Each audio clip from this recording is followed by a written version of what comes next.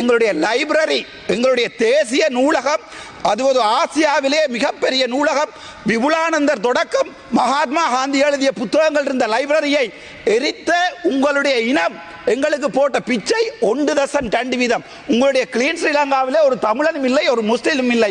எங்களுக்கு தந்திருப்பது 1.2 அளவைத்தான் உங்களுடைய கிளீன் ஸ்ரீலங்கா எங்களுக்கு தந்திருக்கிறது. அதாவது மொத்த 5000 மில்லியனிலே எங்களுடைய லைப்ரரிக்காக நீங்கள் ஒதுக்கியது 1.2. அதை விட பரவாயில்லை. இன்னொரு ஜோக் ஒன்றை சொல்லுகிறேன்.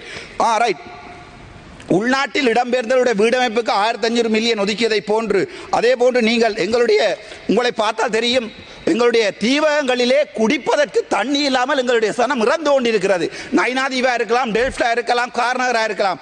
ஆனால் திரும்பவும் சொல்கிறேன், உங்களுடைய தெற்குக்கான தண்ணி வளங்களுக்காக 61,234 மில்லியன் செலவழித்திருக்கிறீர்கள். அடிஷனலாக 20,000 மில்லியன் ஒதுக்கி இருக்கிறார்கள்.